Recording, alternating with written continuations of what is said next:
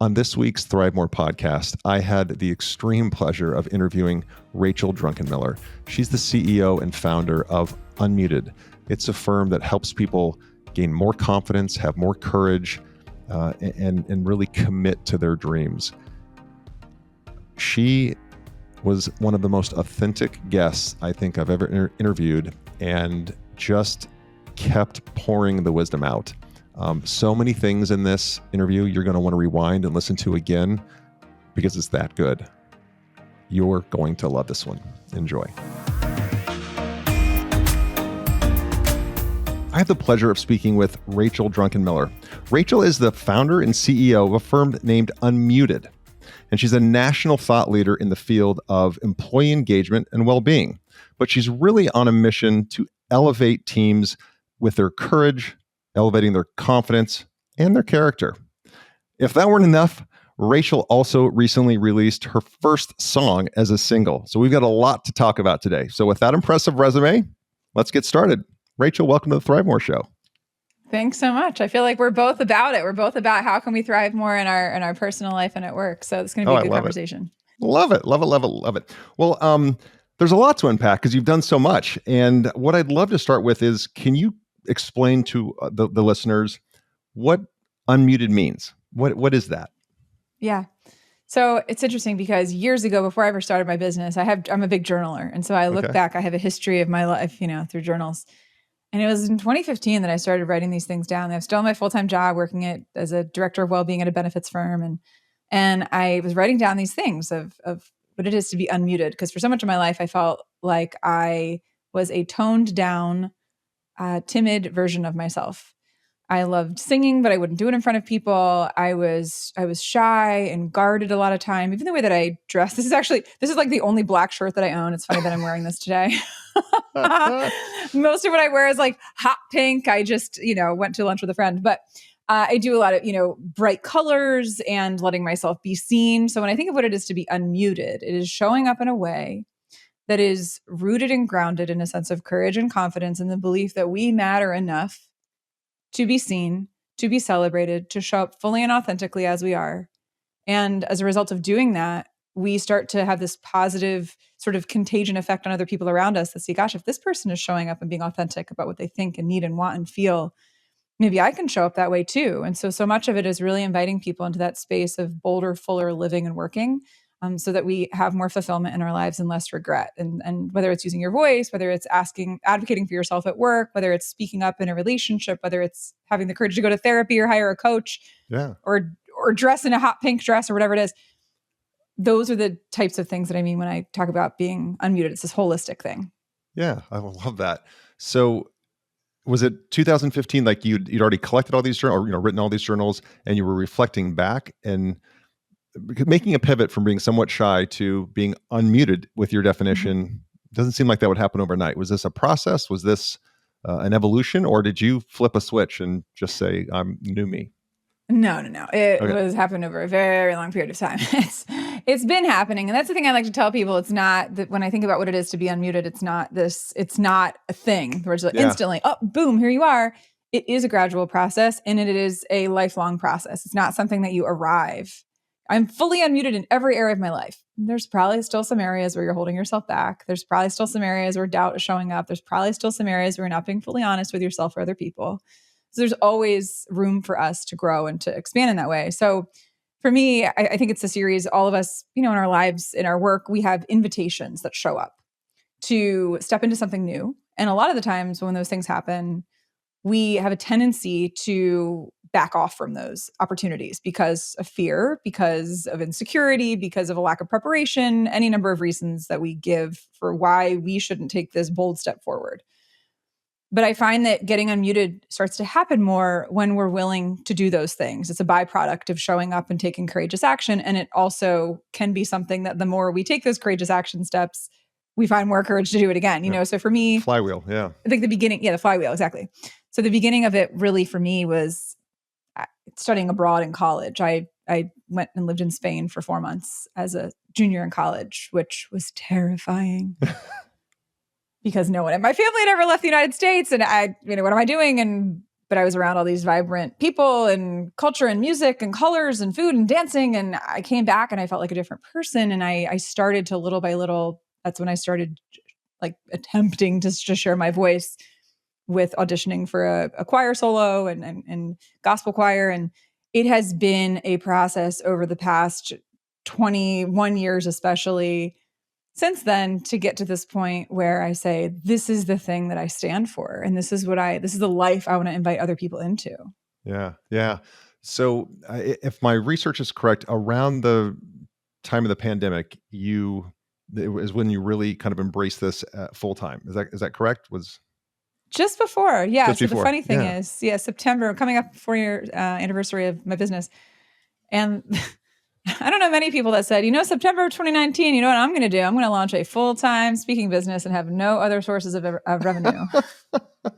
But I did. Timing's everything. Yeah. Well, the funny thing is it was called Unmuted. And then, of course, we all know what happened in March on Zoom, unmute yourself. And I said, well, this is really helpful, free marketing I'm getting. Yeah, exactly. So September 2019, how do we get to that point? Because there are a lot of listeners that are thinking about entrepreneurship. They're right on the edge, but as you know, at some point you have to jump, and it's scary. But so many people get right to that moment and then freeze up with fear, as you mentioned earlier. What allowed you to just say, I'm going for it? I'm September 2019. Here we go. Well, for context, I wanted to leave my job for 7 years.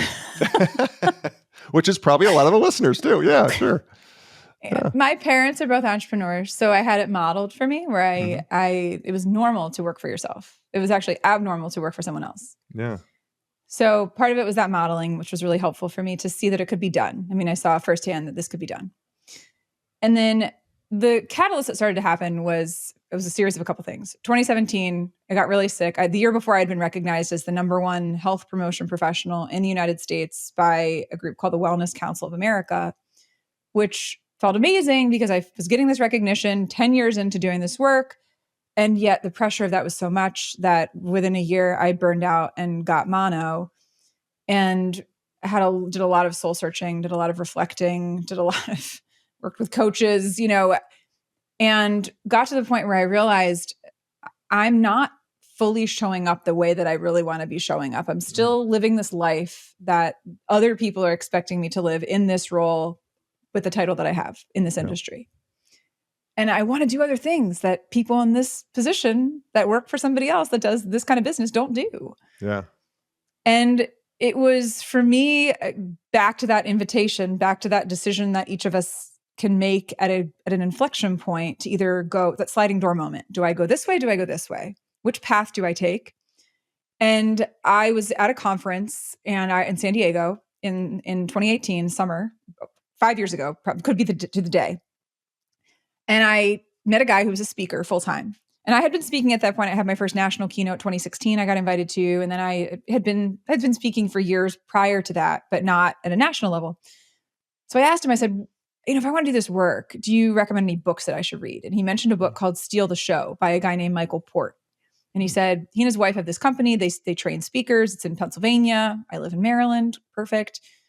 So on a whim, I go to their 2-day on this 2-day experience they had in Philadelphia. It was 3 days. I went to 2 of the 3 days, just played hooky from work and paid my way, paid my train fee, didn't really tell anybody where I was going, and went to this thing, 500 people. And I'm in this room and I felt compelled to take action because I'm in this room with 500 people that all want to be speakers, some of which already are. Yeah. And there's this altar call, sign up for this program, thinking to myself, I've never paid that much money for anything other than my house and a car and maybe my undergraduate degree. Okay. So I'm in my head, and we do this, right? When we have a decision to make, there's so much about entrepreneurship that is irrational. Yep, for sure. Why would you leave this thing with a steady paycheck? By the way, they could lay you off at any point to do this thing that is not a sure thing. None of it's a sure thing, though, if we're honest with ourselves. Even being employed by somebody else, it's even, I think, less of a sure thing. So I called my husband. I said, do you trust me? And then I sign up for this program. And I get into this community. And 7 months later, after going through working with improv coaches and vocal coaches, it was the first time I ever integrated singing with speaking. those were always so separate for me. And I was telling a story of how I found my voice. I sang a bit and they said, oh, you must sing every time you get on stage. I said, I sure don't. I love it. And it was being immersed in a community of people that are doing the thing that you want to do is catalytic. It's contagious. It's in the best way infectious. You see it happening. You see that it's possible. You're experiencing and you're seeing all this around you and you're realizing this could be my reality too. And so I planned to leave in January of 2020. Mm-hmm. That was my plan inside my head. I'm going to leave this job. I'm going to go out. I think I can do this enough on my own. I started getting asked by people to speak at things. And they didn't care where I worked. They heard me at a thing and they said, can you come speak for us? And where do you work again? And I realized, oh, they're asking me to speak. They're not asking my company to speak. They want me to come out. And I was going to leave in January. And then I had an opportunity come through and I wasn't going to be able to do it if I was still employed at my former employer. And so I reached out to the prospect and I said, if I'm not here in October when your event is, can we make this work? Because it wasn't going to work otherwise. And they said, yeah, we can make it work. I said, great. I will not be here in October. And in May of 2019, I went to my boss, who I had worked for 17 years. I interned there all through college. I was there full time. I was there 17 years. Wow. And I looked at him on a Friday morning and he said, where do you see yourself in 2020? And I said, I think it's time. Wow. I think it's time. And I had no business plan. I didn't leave with, here's my plan of how, no, my business plan was to get business. I did not.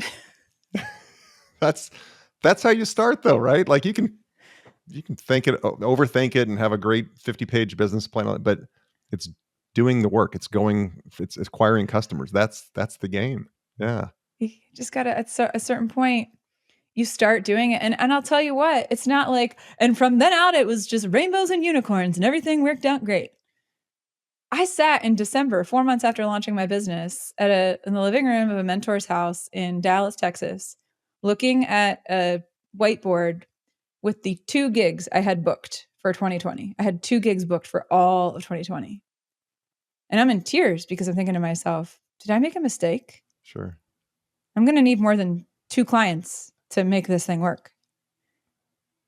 And I got to it. I made a list of all the people that I knew that could potentially connect me. I spoke at very discounted fees. I spoke for free at things. I did anything I could to build momentum. And then the pandemic hit and 85% of whatever I had built vanished. Yeah. Yeah. And that's a reality of entrepreneurship. If you have to be open to the fact that anything can change in a dime, and you have to believe in yourself enough to trust that you will be resourceful and strategic and a problem solver, and that you will figure it out. Yep. And 6 weeks later, I got hit by a pickup truck and fractured my back. While I was out running. I actually remember reading that, but I forgot. Okay, so the gigs fall apart. We're in the pandemic, and then you get in a very, very serious accident. Yeah. What happens next? I mean, well, this is like not haha funny. I can talk about it funny because it was 3 years ago and I've talked about it a lot. But the topic I was speaking about at the time was resilience and employee engagement. And I thought, well, I got a pretty good story about what it is. Because people say, ever feel like you got hit by a truck? I'm like, actually, yes, it sucks. Ironically, you say that. Ironically, I would not recommend. 0 stars. So I'm showing up doing keynotes on resilience with a back brace on because I didn't have another choice. I mean, my husband was teaching at the time full-time from our basement because schools were shut down. He was teaching phys ed from the basement to elementary schoolers. Use your imagination. A disaster. Yeah. And as my full-time caregiver otherwise, because I couldn't really bend, lift, or twist or do a lot of things on my own for a good 2 months. And I upskilled myself in virtual facilitation and said, I'm going to need to get all this new equipment and just learn how to do this. I'm going to have to learn how to do all this virtual stuff and make it work. And fortunately, my energy translated virtually enough, similar to how it does in person, that I started to get organic bookings of gigs, and I had my best year ever in 2021. Oh, wow. That's fantastic. Comeback story. I love it. I love it. You said a couple things, just to unpack it. You said a couple things. One, get around people that are like-minded and people that have already made the journey or, are further into the journey. Yeah. We all read that we're the sum equal or some parts of the 5 people we hang out with most. And it's so true. It's so true. And to watch you talk about it, and you lit up as you talked about being in that room around people who had the same dream that you had, and you felt almost liberated to be your authentic self. And then I also heard you. I stole this, but it's from a guy named Russell Brunson. But your Dream 100, and really list that. Who do you want to do business with? So, I think the older we get, the more wisdom we acquire, the more important it is who we do business with versus even what we do sometimes. So, how did you? So, if we get through the accident, which is an unbelievable story. Were you still going after, that quote unquote Dream 100? Because you whiteboarded all the people that you wanted to work with, all the firms that you wanted to engage. Did you go back to that? Or was it, because you said organically, they started coming organically?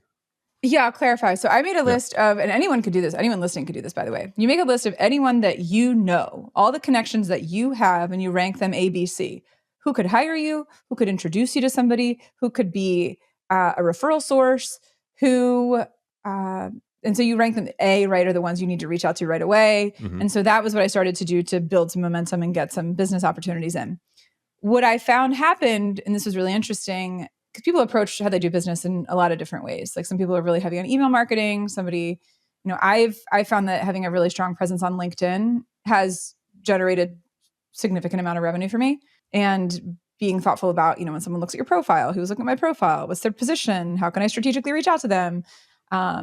But, for me, I could stand to make up, a list of who my dream clients would be. It's more so, I love doing things at, women's conferences, leadership conferences, human resources events. I would love to do something with, entrepreneurs firing people up. Really, I get brought in if someone needs a kick in the pants, or what somebody was once referred to me as a soothing gut punch.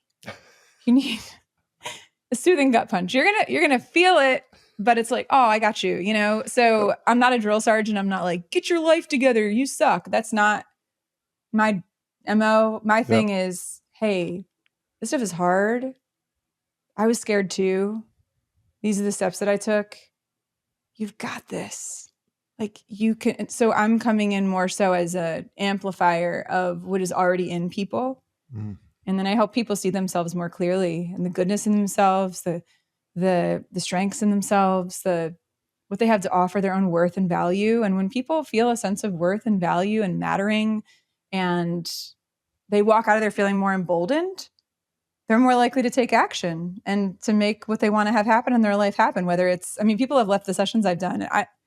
I hear some of the stories, some people have contacted me afterwards and they said, quit my toxic job. I asked for a change in my role from my boss. They said yes. I asked for a promotion. I got more money. I left an abusive relationship. I booked a vacation.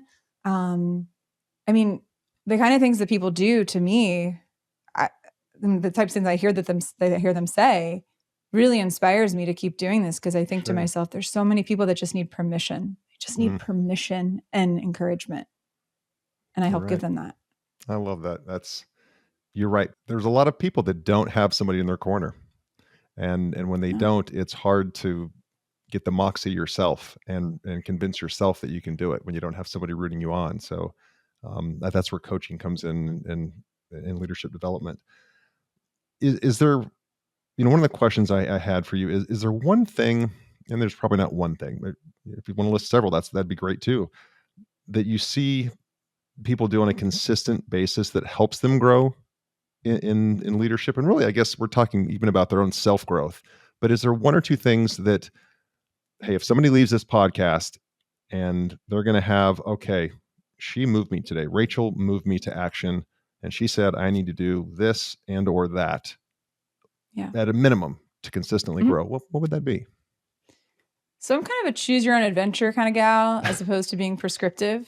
So By choose your own adventure, I mean, I like to ask people a lot of questions that invite them into moments of self-reflection and introspection. So for instance, the question you can ask yourself is, this is related to character. Mm-hmm. What kind of person do I want to be, and what would that person do right now? So if you think about, okay, I want to be a courageous person. Okay, think about the scenario you're in. What would a courageous person do in the situation that you're in? I want to be somebody who is confident. Okay, well, what do you think a confident person would do in this situation you're in? Oh, they would do this. Okay, well, they're going to go do that. So part of it is taking on an identity that we may not actually feel like we have yet, and making the choice to put ourselves in those situations, because that's the only way that we grow, is when we step into the thing we're not sure we can do. And we do it anyway. Like when I first started getting asked to speak, was I the most qualified person in the room to talk about what I was talking about? Who's to say? But I viewed somebody inviting me into an opportunity as a reflection of their belief in me. Mm. And so from that point, I said, okay, well, if this person thinks I can do it, maybe they're right. Whereas a lot of us get to a point where we say, this person asked me to do this, they're probably wrong. They just don't know. They haven't really seen the fullness of me, that I don't have what it takes. And we dismiss ourselves. Somebody else gives us credit. And then we're like, nah. So many people do that to themselves. So I think part of it is stop discrediting and discounting yourself. Trust in yourself and what you have to offer, especially if it's something that's been affirmed or validated or called out by other people that you trust and respect and admire. Don't assume they're lying to you.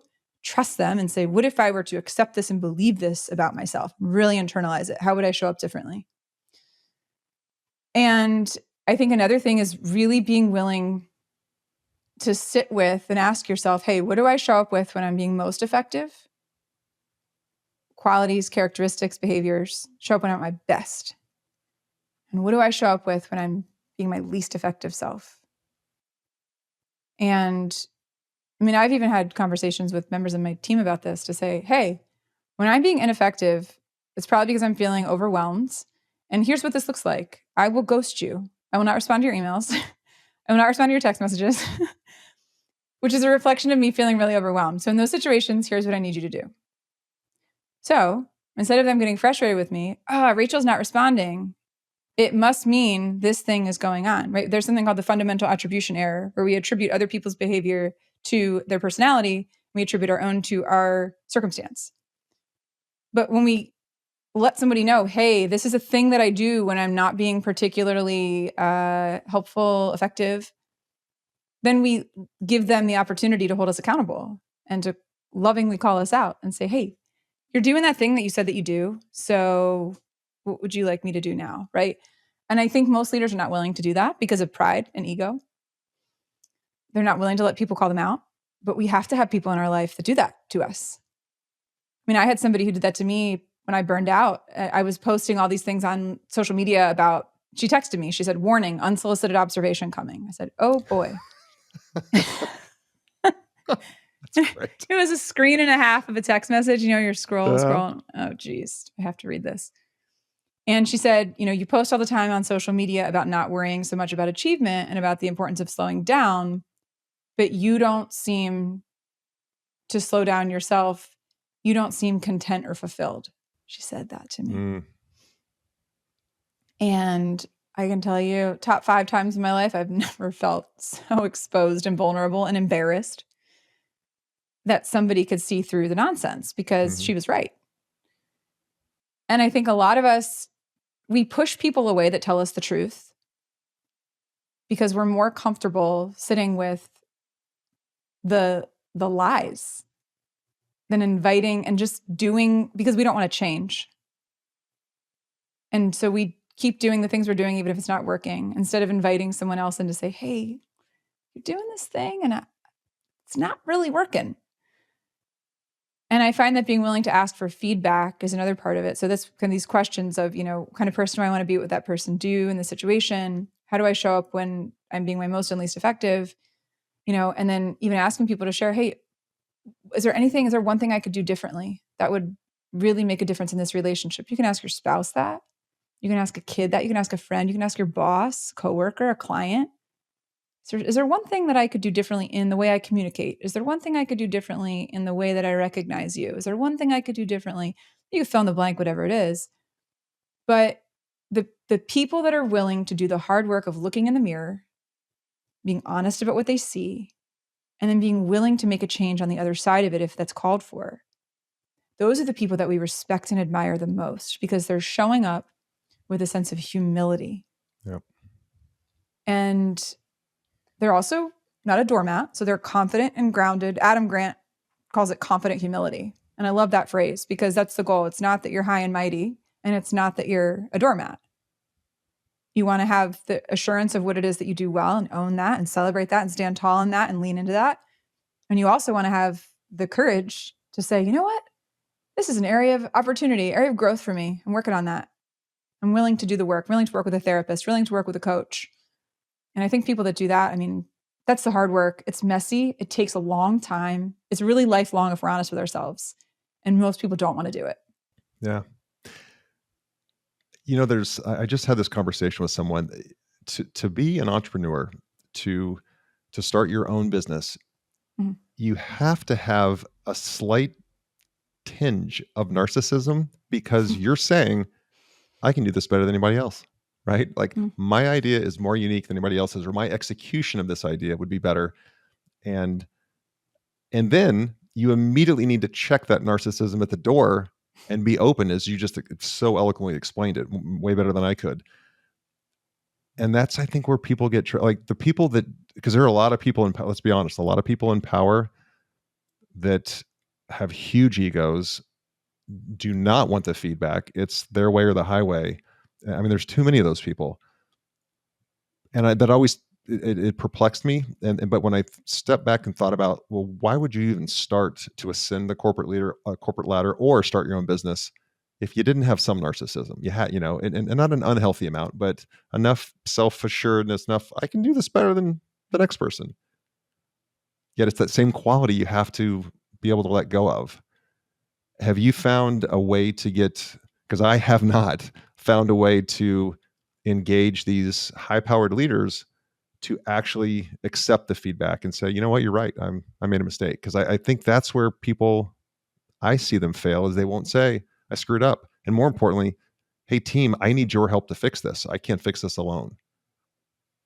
I think part of it is building in consistent strategic opportunities, systematic ways for people to have the chance to have those conversations. So what I mean by that, I was with a group of leaders in education. So these are heads of school at a major university.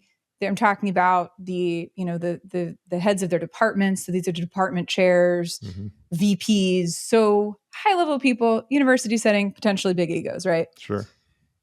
What I find to be an equalizer is when in those settings, you invite people into moments of self-awareness and inviting them to answer the same questions like the ones I mentioned. So when everyone is talking about, hey, when I'm really effective, this is what I do. And they get a moment to feel good about themselves.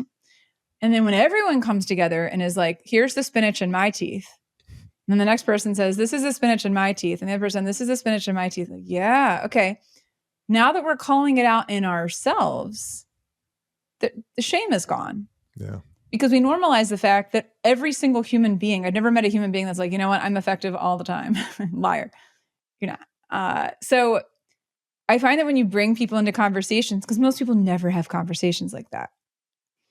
So when you invite them to have conversations with peers, where the expectation is everyone is going to share their response to this question.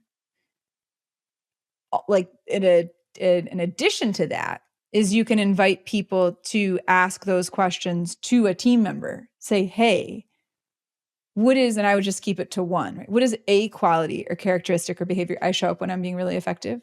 What is a quality or characteristic I show up when I'm not being very effective? If you're somebody that doesn't already have trust built up with a person, that's a really hard conversation to have because the person's going to think you have an ulterior motive and they're thinking, I'm not going to tell you how you're ineffective because this is going to come back and bite me in the butt. Sure. So in that case, I always recommend that that person who's asking for that feedback, if they're in an elevated position, that they lead with sharing something genuine. This is something that I know that I do, or something I've gotten feedback that I do that is not really effective. And this is one way I plan to work on it. Can you hold me accountable? Here's how I'd like you to do that. Ooh, this person feels empowered because they're thinking to themselves, you outrank me, and yet you're asking me to support you in this way. Okay. I think it really has to start with that before we get to the point where that other person's going to be willing to tell you what they see that might not be working. You need to earn their trust. And I think one of the ways to do that, and that is really hard for a lot of people to do. And again, a lot of people will not do it because they don't know if they have a problem. Yep. Right? Or it's like, again, back to the spinach and teeth metaphor. It's just in every tooth and they're smiling and everyone's thinking to themselves, how do they not see that? How do they not? It's there. It's right in the middle. That is a graphic I will not soon forget. That is great. I love it. I love that. Why is no one telling them, And we're doing people a disservice. And ultimately, some people that don't want to know, you can't make somebody who doesn't want to know. Sure. You can't. That's a losing battle. Yep. Forget it. You are wasting your time and energy. At that point, you make the choice to accept them as they are because they may not have the capacity to see themselves the way they need to see themselves clearly. Or they may not have the willingness to change. And you have to decide at that point, is this a place where I want to continue to be? Yeah. Is this somebody I want to spend time with? Is this someone I want to work with? Someone I want to work for? Is this someone I want to have work for me? And you have to make that call at that point. But I think we start by modeling these behaviors ourselves. We start by modeling the vulnerable part of the conversation ourselves before we ask anybody else to do that. Yep. And I think as we start to ritualize that and build that into even monthly conversations or asking people to share, hey, what's a win and what's a lesson you've learned this month? What's a mess up that you've had? What's something that my husband school does? I do this with some groups that I work with. This is the rose exercise, right? Where people share what's a rose, what's something that went really well, what's a stem, what's something you learned, and what's a thorn, what's something that was a challenge, something that was that didn't feel very good. And when we normalize people sharing challenges, when we normalize people sharing stumblings, we normalize people sharing lessons learned, we normalize people sharing wins. Yeah. We start to create an environment where people feel, oh, it's normal for me to talk about that myself because I'm seeing this other person talk about it. So much of it is modeling, and so much of it is being willing to lead with the vulnerability. And this is true at home too, by the way. But be willing to acknowledge, it's sort of like take the stake out of your own eye first, that. Yeah. You have the best analogies. True. Oh, the best analogies. I want to pivot a little bit into, I want to go back and talk about your company too and make sure people know where to find you. But I want to pivot to you recording and releasing a song. But before we do that, I've just noticed throughout this interview, you have one of the best commands over tonality, timbre, pacing, and even silence. And I don't know, and I'm asking you genuinely, like, is that something you've really worked on? Or are you are so good at storytelling, which involves, enunciating a point and then getting really quiet. And it's fascinating to listen to you. And I'm a study of human psychology and buying behavior and all that because of what I do for a living. And your skill is unmatched in that. Is that something you consciously worked on, or you just naturally? It's funny. Sometimes we end up doing a certain thing a certain way and we don't realize we're doing it because we're with ourselves all the time. Mm-hmm. But I spoke at my alma mater. So I went to a small liberal arts school in Central Maryland called McDaniel College. And I go back and I speak there periodically at events I was at a donor luncheon. They had all the scholarship donors and scholarship recipients, and I was the speaker. And I told a 20-minute TED Talk style version of a thing, stories and whatnot from my time there, because so much of what was catalytic in my life, studying abroad, singing in gospel choir, meeting my husband, happened because I went to that school. So I have a tremendous amount of gratitude for what that school has done for my life. And my sociology professor, who has known me for almost 20 years, her name's Lauren Dundies. She's the one that got me to speak at my first conference as a sophomore in college. I was presenting research we had done together, a paper. I mean, it wasn't speaking on a main stage. It was in a room with a bunch of other people in their research. But she said, I have to let you know, when you started speaking, I was shocked by how much your voice has dropped. that, because sometimes I kind of, would talk up here a little bit more, which is something that a lot of women have a tendency to do because we're not really comfortable in owning our voice. So I think certainly speaking training helps with that. I find that, I watch a lot of comedy. Yeah. You watch stand-up comedy. My dad's a funny guy. My dad has witty humor. It's kind of snarky, just, and so I think I learned a lot of it maybe from modeling. Sure. Of timing in that regard, but I've spoken a lot and I've worked on speaking a lot. I'm also coming off of doing a TEDx talk, and you're very calculated in everything you're doing. Part of it is you're asking thoughtful questions, and I've never had this conversation before. And so that's fun for me. And I want to show up in a way that people feel like they want to stay tuned in, And so I'm not conscious of exactly how I'm sounding all of the time, or totally deliberate, because as these questions are off the cuff and weren't, pre-recorded or planned or anything, which is how I love it to be. But I find when I get to be my most authentic self, which is showing up in real time, having a conversation, that's when the best version of me comes out. So the circumstances are allowing for this to happen. Oh, that's great. And and it comes across very genuine. I'm in awe. Like, I need to do more of that. That's great. All right. So we have to talk. I'm a huge music fan, out of bounds music fan. So how did you, and I was like, literally as a kid, people, I want to be a fireman. I want to be, whatever, a race car driver. I play guitar. I want to be a rock star, on a stage with lights. And that's what I wanted to do, until I learned that it was a starving musician. And I thought, I don't like the starving part. I'm not good with that. I even have a 19-year-old son out in Los Angeles pursuing a music career. So I just have a huge, I'm in awe when somebody just goes for it. And you did. And you recorded a song and released it. So just talk to us about that, because that's different than what you do. And that makes it even cooler.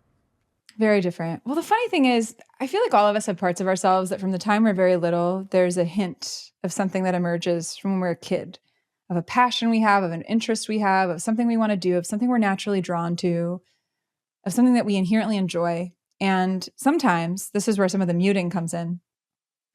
Sometimes we get to a point where somebody else tells us, oh, you shouldn't spend so much time doing that. That's never going to go anywhere. And we let somebody else kind of mute that version of us. Or in my case, because of our own self-consciousness, we set aside a certain thing that we like to do because we think, oh, what if I'm not good enough? Do I really have what it takes to do this? What if I'm too much? It's what if I'm too much? What if I'm not good enough? It's all those things. So I look back, the very first thing, so I did an assignment in high school. We did this thing called aspirational or career aspirations. We made a list from 1 to 10 of everything we ever wanted to be, starting with the most recent thing we wanted to be. This is a cool exercise for anyone listening to do, by the way, to get some insight on themselves. So you number a list from 1 to 10, and then you write down the most recent thing you ever wanted to be down in order to the first thing. So the bottom of the list is the first thing you ever remembered wanting to be when you grew up. So I was 15 when I did this, and the top of my list was psychologist. I ended up studying psychology and as my degree in undergrad. And then the next thing was doctor, and then the next, or nutritionist, and then doctor. I ended up becoming a health coach and getting a master's in health science. So I sort of dabbled in that. And then writer. I'm currently working on my first book. And then random mathematician, because I liked math when I was 10, which had nothing to do with anything. Sure. And then the very first thing I ever wanted to be, I ever remember wanting to be, was a singer. But it wasn't a part of myself that I felt comfortable letting anyone hear. So I would sing. Growing up, I would lock myself up in this room in our house, and I'd put on these big headphones that were probably 5 sizes too big for my head and probably contributed to some of the hearing loss I have now. And I'd pop in the tape deck a tape of Amy Grant or Mariah Carey or Celine Dion or Shania Twain or Boyz II Men and Ace of Base. And for hours I would sing, but I didn't want anyone to hear me. So I was not a performer. I wasn't like, put me on stage. I said, take me as far away from the stage as possible. So it took me a while. It was the Spain experience that got me to finally get on a stage and do a solo. And then my husband and I sang with the choir at our church. And then I did the speaking program and started singing on stage, a little more intentionally. And then it was about 2.5 years ago, I said, I really want to do something with the singing thing. I should probably get back into doing voice lessons, which I had taken my senior year of high school intentionally to perform for no one, just to get better for I don't know what. And so I started working with a vocal coach, and I was just doing covers, I was putting little video clips of things on LinkedIn, singing as part of my talks that I would do virtually. And then I was talking to a coach, and she said, you should start doing music videos. Shay, her name's Shay. She's like, you should start recording music videos, 1 a month. I thought, are you nuts? This is not my full-time job. I said, what would I even do a music video of? So I find a guy locally who is a producer, 24, 25 years old. And he's a musician, and we go to church together. And I tell him, I want to do some music, record some music videos with you. So we sit down at the first session, and he goes, what do you want to write your first song about? I said, oh, I didn't know we were going to do that. That was not, this is not part of my plan. I don't read music. Or play any instruments. So I'm not quite sure how that's going to work. And I had watched a documentary the night before that inspired me to say, well, the song I want to write a song about being somebody, because all of us want to feel like we are somebody who matters and who is enough. But a lot of us feel like we have to prove it or earn it. We have to earn our somebodyness. We have to prove our somebodyness. We have to impress our way into feeling like we can be viewed as somebody worthy in somebody else's eyes. And that has been so much of my whole journey. My whole life is I need to be good enough. I need to be impressive enough. I need to get straight A's. I need to get all the awards. I need to be the best. And if I'm not, then I'm nothing. And that has been my struggle for so much of my life, that if I am not, then I'm nobody. And I said, that's what I want to write the song about. And so 5 months later, we working on this thing. He starts playing a riff on the piano. I said, did you just make that up? And he said, yeah. I said, oh, this is going to work. And 5 months later, on January 26th, one of the three most joyful moments of my life, maybe top two. I at midnight, 12:01, the way song releasing works is you run it through a music distribution site. I used a site called DistroKid. And then you see it show up on Spotify the same time everybody else does. So I'm waiting at 12 o'clock. I'm searching my name in Spotify. Nothing's coming up. 12:01, I search my name in Spotify, and I see Rachel Druckenmiller, somebody come up, and I lost it. My husband recorded it. I'll send it to you. I have it. It's on YouTube. I love it. And I started sobbing, and I started playing my own song, and I was like, I can't even believe that this little 7-year-old who was afraid of anyone hearing her voice now has a song on Spotify. I mean, and I've gotten to sing it for people, and I've had people send me messages, like long messages. My spouse has PTSD, and I played the song for him, and he was in tears. Or my daughter loves your song. My 11-year-old daughter keeps asking to play your song. Or I shared your song with a coaching client who's really been struggling, and she said it's become her anthem. And I didn't have any expectations. People have asked me, like, do you think it was successful? What does that even mean? First of all, the success was that I did a thing I didn't even know I could do. And I put myself out into the world in the most vulnerable way I possibly can. Yep. Which is with my voice and essentially part of my story in a song. That's success. And it's been euphoric. I mean, I had so many moments of feeling like I can't believe this is a thing. And now I've got 2 more songs I'm working on. We have one coming out the 3rd week of September, and then another one probably out by October. And I'm going to keep doing it. And it's all message driven music. It's the intention is, I don't even know what genre it is. I had to pick a genre. I said, I don't know. Singer, songwriter, pop, little bit of twang. I don't know what the heck this is. It's unmuted. But I want people to listen to it. Yeah. What's that? I said it's unmuted. Put it in the genre of unmuted. Yeah. It's unmuted. Yeah, that's all. We don't need to give it a title otherwise. So no labeling. I had Megan Telpner, a coach I wanted to work with. She said labels are for tin cans, not for people. Which I thought was funny. That's a keeper. So it's been so cool. So one, that is a very inspiring story. And I know that people listening to this, that's going to change at least one person's life, if not many people that are, again, on the verge of doing something, of trying something, of stepping out of their comfort zone, which that's the only place you grow. What's next for your business? So if you were to wave a magic wand and look, 3-5 years down the road, I used to say 10, but that seems like forever now. So like 3-5 years from now, what would you like your business to grow to be the impact really that you'd like it to have? I mean, my husband made this thing for me after my song came out. Yeah. You can see a little bit of it. It's an album cover. And then it says over 1 million lives changed. He just put that on there because he knows that's my goal. I don't even know how you necessarily gauge that, but I want to.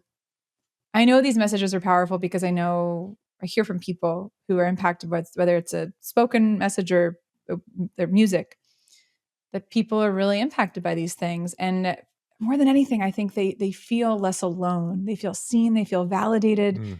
So I think 3 to 5 years from now, I mean, I'm going to have aspirationally, this is like, let's just declare it, but a best-selling book. I looked at a journal that I wrote in 2017, and I had said March of 2027, I've written 2 best-selling books. That's what I said. I'm like, well, it's 3 years out. We'll see. So that I see myself 3 to 5 years doing something. I mean, in stadiums. I mean, I see the capacity to speak to maybe tens of thousands of people, which feels simultaneously terrifying and exhilarating, truly. Yeah. Because, impact is the thing that motivates me. If I'm doing something and it's not having any impact on anybody, I don't care how many people are there. I don't care how much I'm getting paid. If I don't feel like what I'm doing is meaningful for the person on the receiving end, I don't want to be doing it. So, what I see for myself is really continuing to build up what I'm doing as a speaker, to speak to larger and larger audiences who need to be reminded of these truths, that they are somebody, that they are worthy of what they want, that what they think and need and want and feel matters, and that they should advocate for it because you get one life, and live your life and not somebody else's. And I want to continue to have a thriving marriage. I mean, investing in my relationship with my husband is so important to me. So who knows, maybe we'll be doing something together. I'm open to anything, I think, I could see myself doing retreats by that point. I mean, there's so many things that are possible. I like to sort of I find it's helpful to, instead of kind of beating my future into submission, I find it's more helpful to allow the unfolding, because that's what's worked well for me so far, is not trying to force things before their time, or not trying to force something that's not meant for me. And to continue to stay open and available, take intentional steps and say, this person's someone I should probably connect with. They have an event that I really want to be a part of. I will reach out to them and tell them why I think I'd be a good fit, or ask how we could build a relationship or whatever. But at the end of the day, and I shared this, was in a podcast yesterday and shared this with someone. She said, what's a piece of advice you'd give your younger self? And I said, the piece of advice is something I saw on a bracelet years ago. And it's that what is meant for you will not miss you. So this reminder that, you know what, Rachel, if you're meant to have a best-selling book, if you're meant to be performing your songs on stages, it'll happen. Yeah. And if you're meant to do something else, then that'll happen. Yep. And I really, as much as the anxious part of me who wants to know all the answers yesterday doesn't like that response, in my bones, I really do believe that. I really do believe that what is sort of, like to say, what is anointed and appointed for me will come to pass. Yeah. And what isn't, will not. It's a cliche, but we have to get comfortable being uncomfortable, because that's where joy can happen and life can unfold for us. Yeah. I ask one question of almost every guest, because everybody that knows me knows I'm an avid reader. I can't read enough when it comes to business, and I love biographies and just the stories behind it. Is there a book that has impacted you? I'm sure there's lots. And of course, religious texts are the obvious answer, so you can't answer with a religious text. But Sure. but a book that really to this day still you have life lessons from, and that changed your trajectory.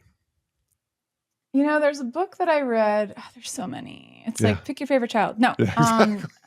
That depends on the day of the week. Can I give you two Please. That are like related?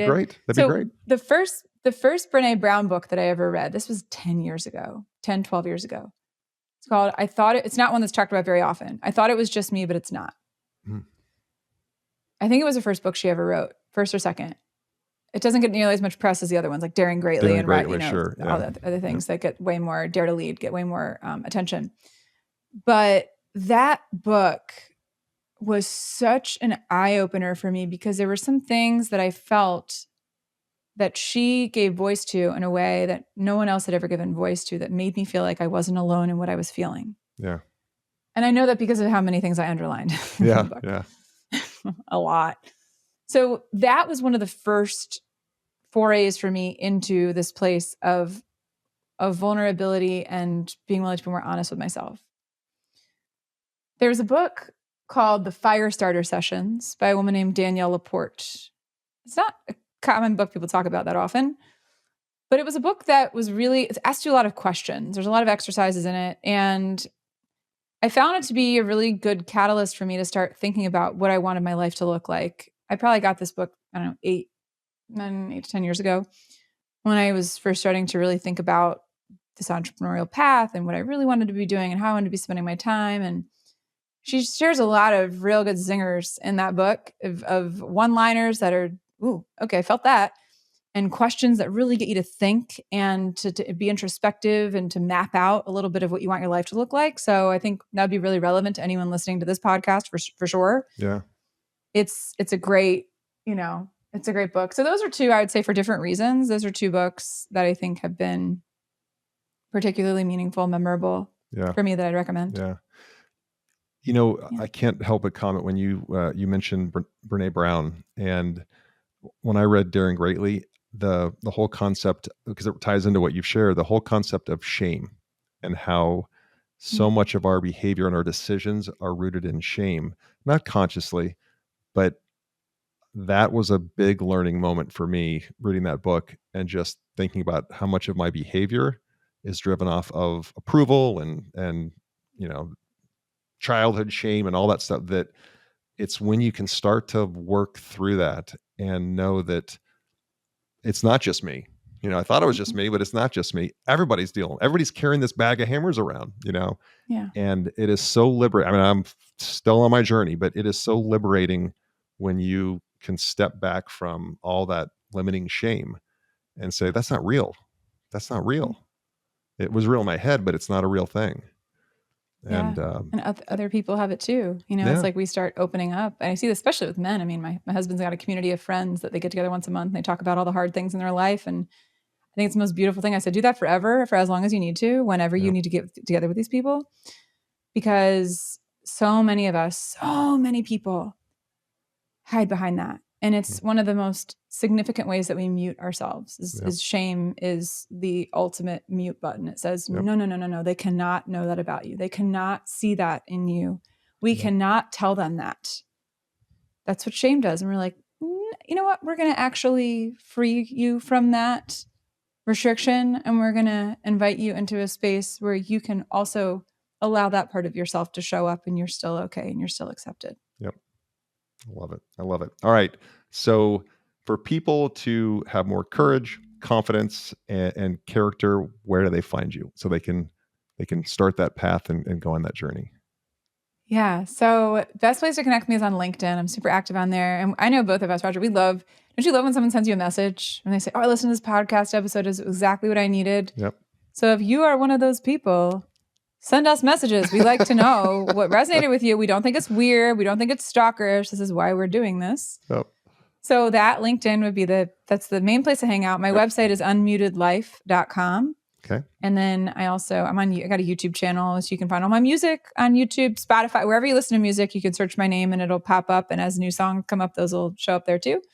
And then on Instagram at unmutedlife as well. Okay, perfect. For more of my day-to-day stuff. We'll put that in the show notes so that people can just click right there and find you.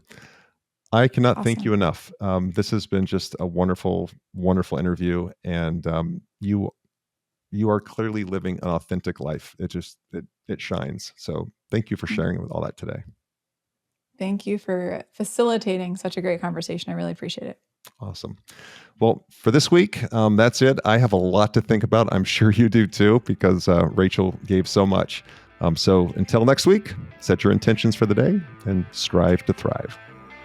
Thank you so much for tuning into the ThriveMore podcast. Don't forget to take a look at the show notes for any resources mentioned during the show. And if you haven't already, be sure to hit the subscribe button and turn on your notifications so you have access to the latest and the greatest. I'd also like to remind you to check out our website, ThriveMoreBrands.com. There you'll find information on the brands we support and information on franchising. Thank you again for tuning in. And until next time, always remember to set your intentions for the day and strive to thrive.